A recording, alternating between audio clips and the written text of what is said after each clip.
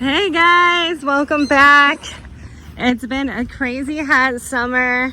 We have been struggling with some septic tank issues, which coming from the city, it's like low. Now I have like new issues other than angry city people from Chicago.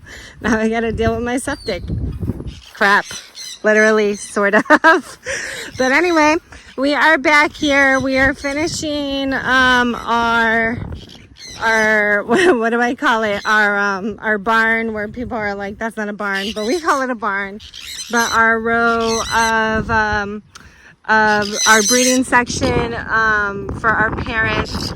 And I'm gonna try to look for the video, but in one of the last videos you saw that we put some galvanized steel at the bottom to hold up the cages. So even though it was a little sturdy, there was a storm that we had. We were actually at the outskirts of a tornado, and it actually held up in the tornado, but it was still a little shaky. And I know, I get it, right? If it stood up in a tornado, then it was pretty good, but we still didn't like the bouncing. The bouncing causes an instability for the birds, and birds, their cognitive abilities almost it matches a human cognitive ability. So the way I see it is, if we're scared, if our house is bouncing around and shaking, the parrots are going to be scared too, especially because they know that they can't control their living environment versus a wild bird that can move around and they can control their living environment. Hey. So anyway, so we replaced the galvanized steel, and Dennis put in these nice 4x4s. And he actually clipped the cages down. And if you do the moving test, like, they're ready to bite me here. But if you do the moving test, I'm trying to show you guys the moving test. They are like really firm. They're really good. They are unmovable. Now, the question is, will the 4x4s rot? What do you think?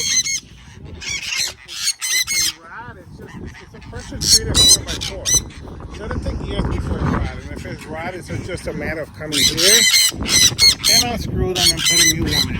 Okay. So, I mean, that makes sense. I mean, everything, even the galvanized steel, yeah.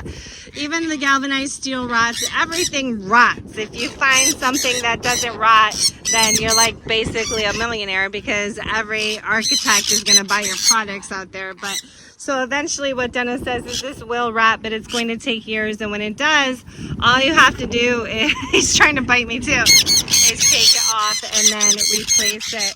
And just a quick side note here. Look at my huge mammoth sunflower that is actually already sprouting the sunflower seeds. I thought that was extremely cool. Dennis had a great idea that maybe we should let them dry, and then I can have my little mammoth sunflower patch, which I think is just so cool. Like, you can actually take one out here.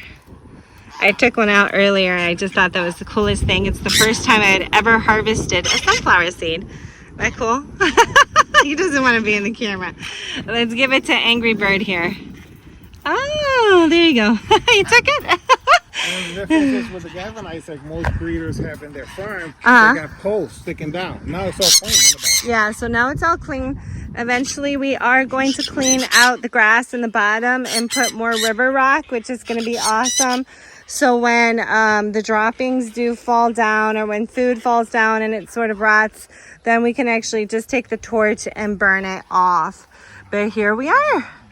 And it looks amazing. And if we look back, you can see how much more cleaner it looks. There's no pole sticking out in the middle. You can only see my big sunflower there. And we are extending this. So we went this morning to go look for some already pre-made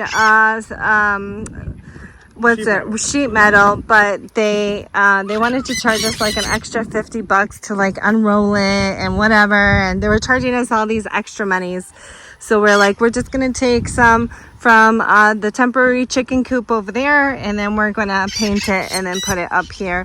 Might as well use the resources that we already have. That's what we did on the one we have up there. Yeah, and so that is what we did on the one we had right there. But I just wanted to update you. We have a lot of customers and viewers who write me and they say, hey, we haven't heard from you in like a week and a half, and I apologize. Again, septic issues are no fun, and we will keep you updated on the building of the barn, because eventually we do have to put the other birds out here. So thanks for watching, guys. Stay tuned. We have more for you, and don't forget to keep it birdie.